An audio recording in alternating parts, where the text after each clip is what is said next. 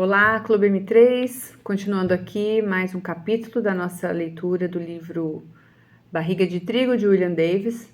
Nós lemos o capítulo 3 inteiro, no último vídeo, para poder fazer uma melhor distribuição aqui dos capítulos. E hoje nós vamos começar o capítulo 4. Ei, cara, está afim de umas exorfinas? As propriedades viciantes do trigo. Começando aqui, compulsão, sintomas de abstinência. Delírio, alucinações. Não estou descrevendo doenças mentais nem uma cena de um estranho no ninho. Estou falando desse alimento que você leva para sua cozinha, compartilha com os amigos e mergulha no seu café. Examinarei por que o trigo, por seus efeitos intrigantes sobre o cérebro, efeitos que ele compartilha com drogas opiáceas, é o único entre os alimentos. Tais efeitos explicam por que algumas pessoas enfrentam uma dificuldade incrível para eliminar esse cereal da sua dieta. Não se trata apenas de falta de determinação ou de conveniência, nem do fato de ser difícil romper um hábito arraigado. Trata-se de cortar relações com algo que tem um domínio sobre sua psique e suas emoções, que não é diferente do domínio que a heroína exerce sobre um dependente desesperado.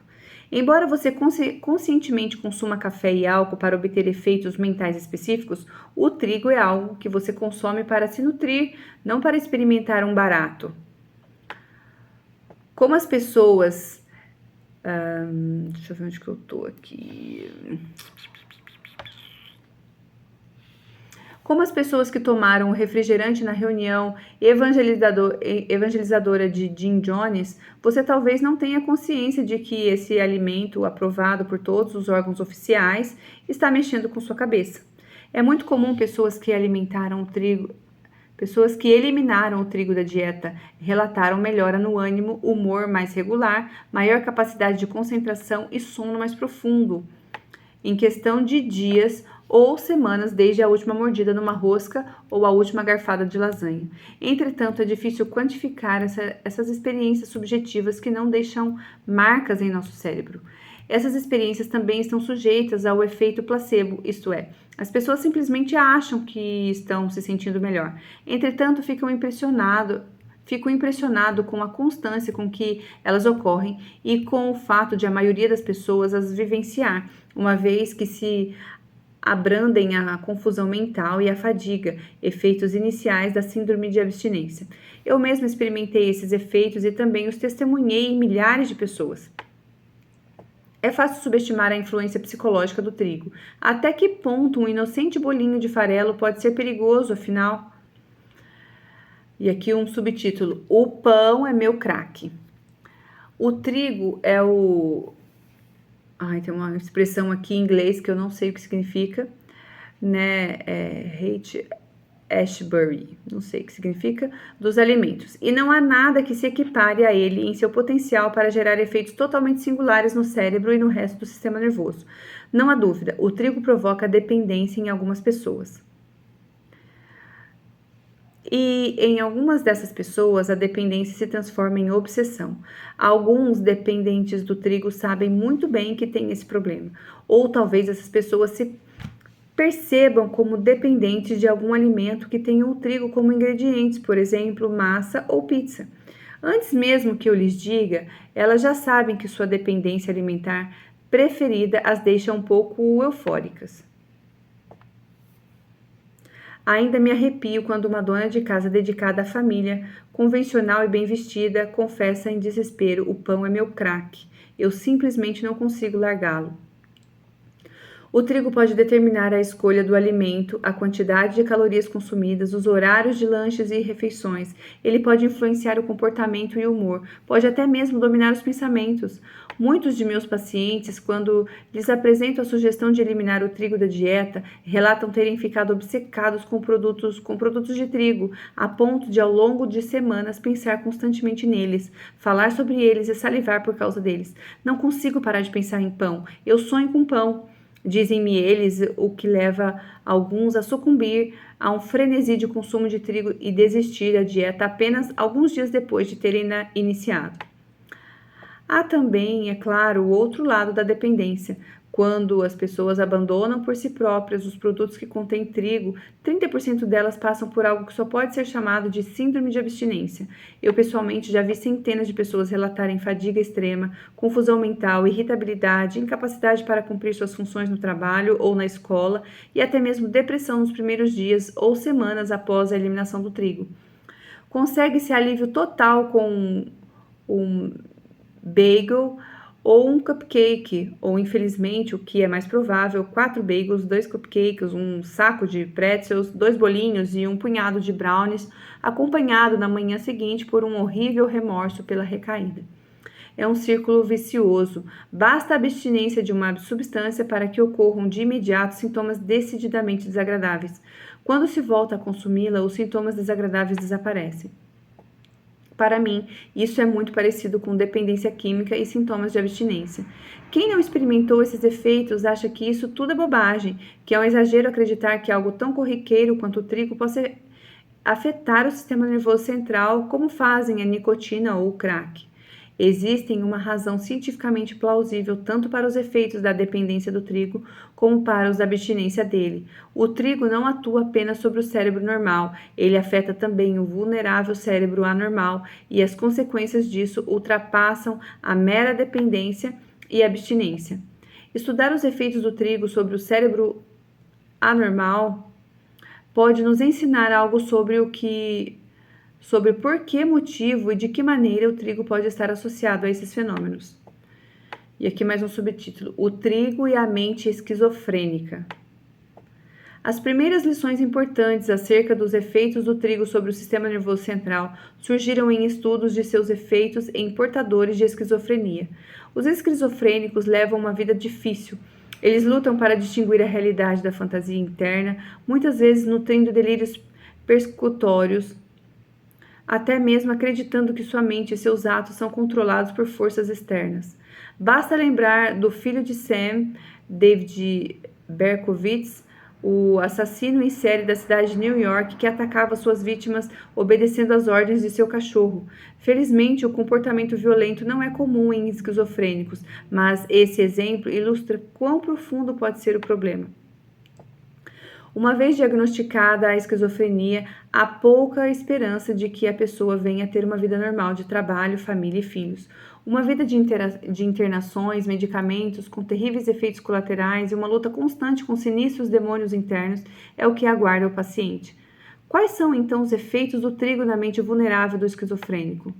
O trabalho do psiquiatra F. Curtis Dohan, cujas observações se estenderam desde a Europa até Nova Guiné, foi o primeiro a estabelecer formalmente uma relação entre os efeitos do trigo e o cérebro esquizofrênico.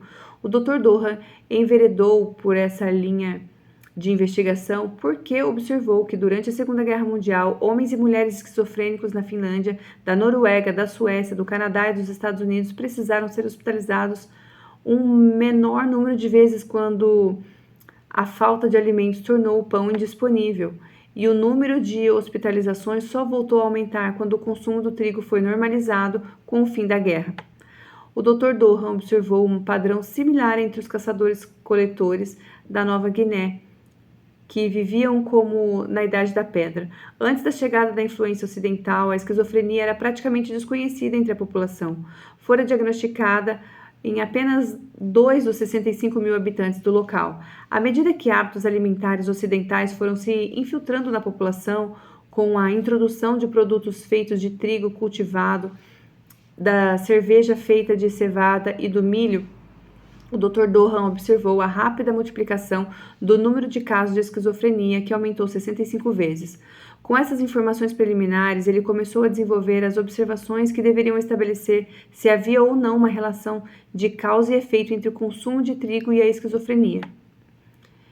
Em meados da década de 60, enquanto trabalhava no Veterans Administration Hospital, Hospital da Organização dos Veteranos de Guerra, na Filadélfia, o Dr. Dohan e seus colaboradores decidiram eliminar todos os produtos de trigo das refeições fornecidas a pacientes esquizofrênicos, sem seu conhecimento ou permissão. Isso ocorreu em época anterior à exigência do consentimento livre e esclarecido dos participantes de uma pesquisa médica ou científica e antes da divulgação do abominável experimento com a sífilis em Tuskegee, estado do Alabama, nos Estados Unidos, que desencadeou o clamor público e resultou na legislação que exige que os participantes sejam plenamente informados a respeito antes de concordar. Ora, vejam só, 4 semanas sem trigo e havia melhora nítida e mensurável nos sintomas característicos da doença, uma quantidade reduzida de alucinações auditivas, menor ocorrência de delírios, menor distanciamento em relação à realidade. Os psiquiatras então voltaram a incluir o trigo na dieta dos pacientes e as alucinações, delírios e distanciamento social voltaram rapidamente. Retirou-se o trigo outra vez. Pacientes e sintomas melhoraram. Voltou-se a incluir o trigo, eles pioraram.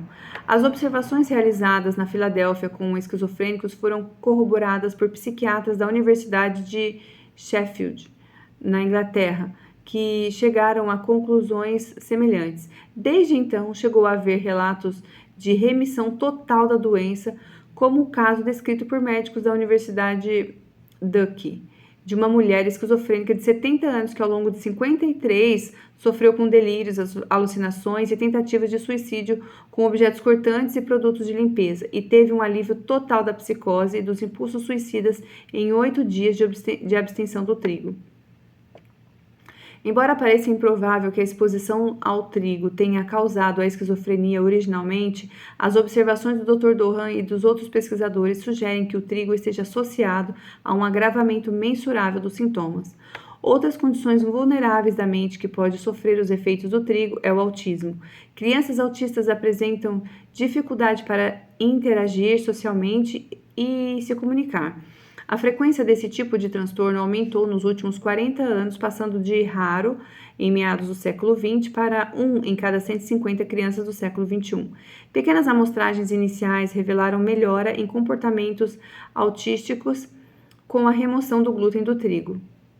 No ensaio clínico mais abrangente até hoje, que envolveu 55 crianças autistas dinamarquesas, medidas formais mostraram melhora do comportamento autístico com a eliminação do glúten, acompanhada da eliminação da caseína de laticínios. Embora a questão ainda esteja em discussão, a proporção substancial de crianças e adultos com transtornos de déficit de atenção e hiperatividade, ou TDAH, também pode reagir à eliminação do trigo. Entretanto, os resultados costumam ser confusos em decorrência da sensibilidade a outros componentes da dieta, como, por exemplo, açúcares, adoçantes artificiais, aditivos e laticínios. É improvável que a exposição ao trigo seja a causa inicial do autismo ou TDAH, mas, no caso da esquizofrenia, o trigo parece estar associado ao agravamento dos sintomas característicos desses distúrbios. Embora pessoas como nós, do conforto de nossa posição do século XXI, de consentimento livre e esclarecido, possam se arrepiar com o tratamento de cobaias de laboratórios dado aos pacientes esquizofrênicos do Hospital Veterano da Filadélfia, ainda assim o caso é um exemplo claro do efeito do trigo sobre o funcionamento mental. Mas por que cargas d'água, a esquizofrenia, o autismo e o TDAH são exacerbados pelo trigo? O que existe nesse cereal que piora a psicose e outros comportamentos anormais? Pesquisadores dos National Institute of Health, Instituto Nacional de Saúde, trataram de buscar respostas. E isso a gente vai continuar no próximo vídeo.